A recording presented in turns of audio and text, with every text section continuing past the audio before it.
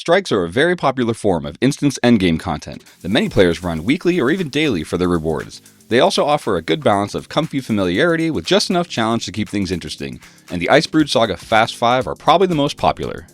But before you join a random group without knowing what you're doing, in today's video I'll show you the key mechanics and a few tricks so you can strike like a pro?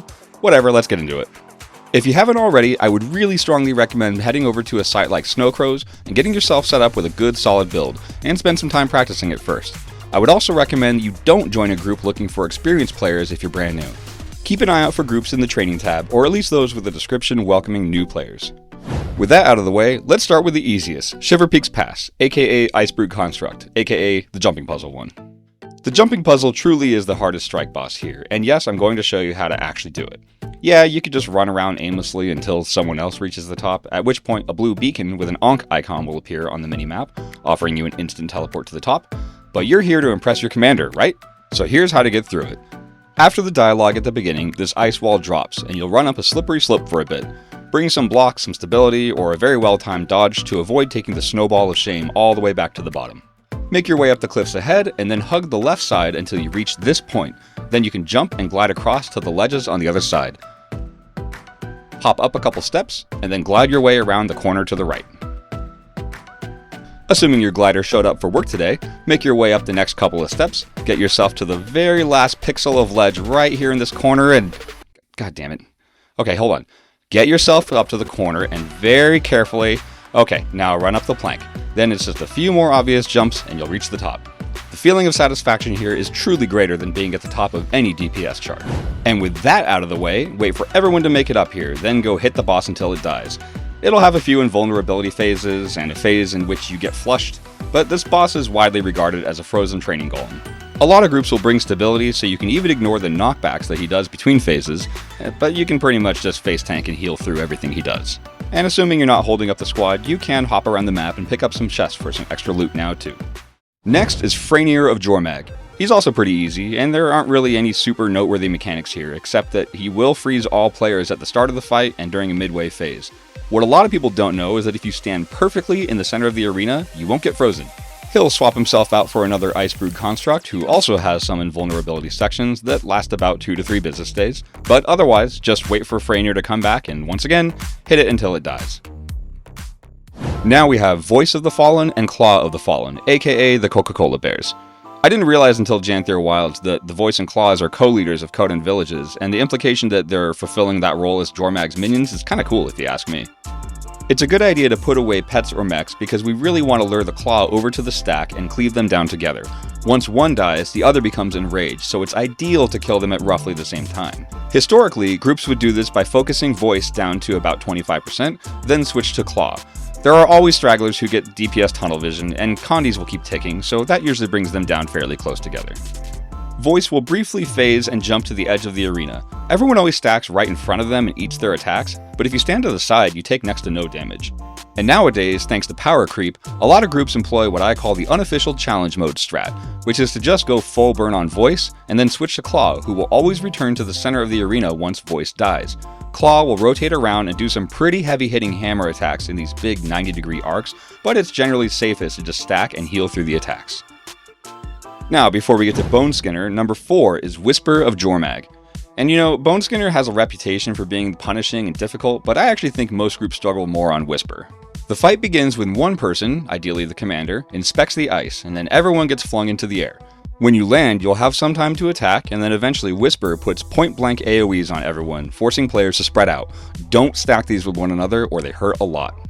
This continues until 75%, at which point the entire group is teleported to, downstairs, I guess, where you have to kill your doppelganger.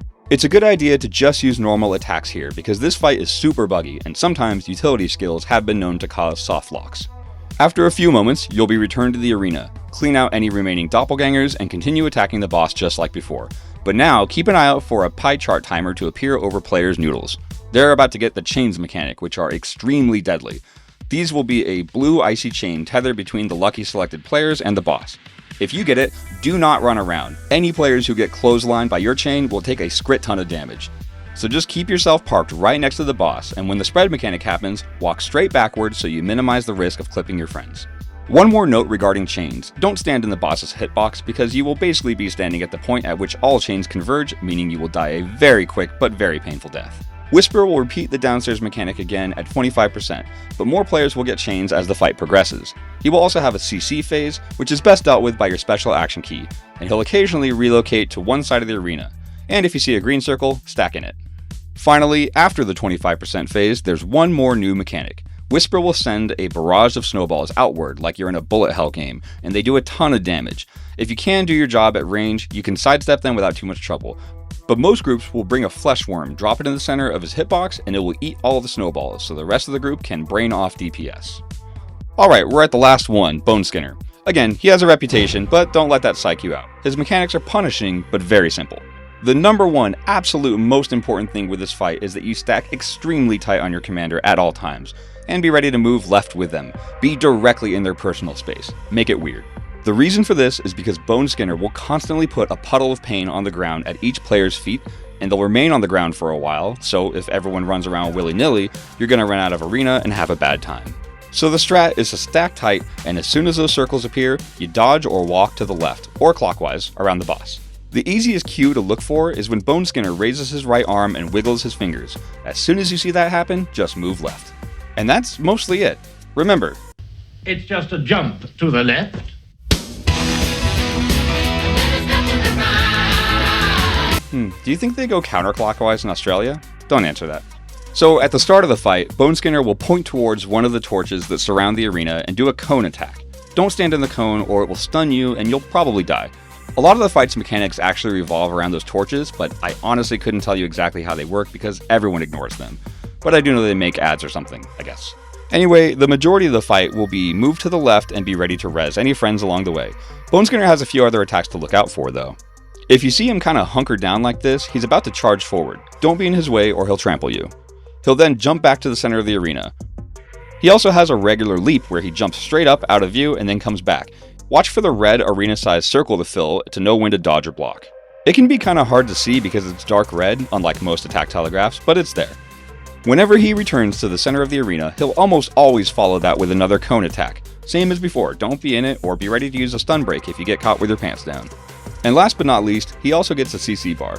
He'll growl, stand up very slowly and ominously, and then the break bar goes up. If you have the masteries and beat up the Pylon enough, your special action key will be the most effective here, but any CC helps. If you break the Defiance bar in time, and it's a pretty short window, it will stun Boneskinner for some cozy DPS time. But most groups fail this, and that just means you don't get that little break. I usually try to save my special action key for the CC phase, but that special action does an absolute wild amount of damage, and I don't just mean the teal kind. So my secret, slightly unhinged strategy here is, if the group completely and undeniably fails to break the first break bar, they're probably not going to get the future break bars either, especially as they deplete their essence of Pylon stuff. So if that happens, I'll pretty much use the special action key anytime it pops up, and doing so will pad your DPS by an insane amount if you land it. Just be careful because it partially animation locks you, and as you've seen, there's a lot of moments in this fight that require you to react or dodge very quickly. And that's Boneskinner, the second hardest boss of the Fast 5 strikes, and yes, I will die on that hill. Also, this poll was so clutch. There were only 3 of us alive, and some people called GG for themselves, but the commander didn't, so I just kept going. Anyway, one more quick note. All of these strikes except Shiverpeaks Pass will have a pylon near the entrance. If you beat it up, it'll drop some essences tied to Icebrood masteries, and those are what power the special action keys that sometimes become available during their respective fights. On Boneskinner especially, it's important that you get yourself to 30 stacks so that you'll have it available as much as possible. So just make sure you beat that pylon like it owes you money, and on Boneskinner's, annoyingly, that requires beating it up until it spits out what it has, then you wait for it to go to the bank, and then you hit it some more until it gives you enough to cap out. Well, you made it to the end, and I hope you're feeling confident about going into these strikes now. If you found this guide helpful, I sure would appreciate a like on this video, and maybe even a subscribe if you'd like to see more. Either way, thanks for watching.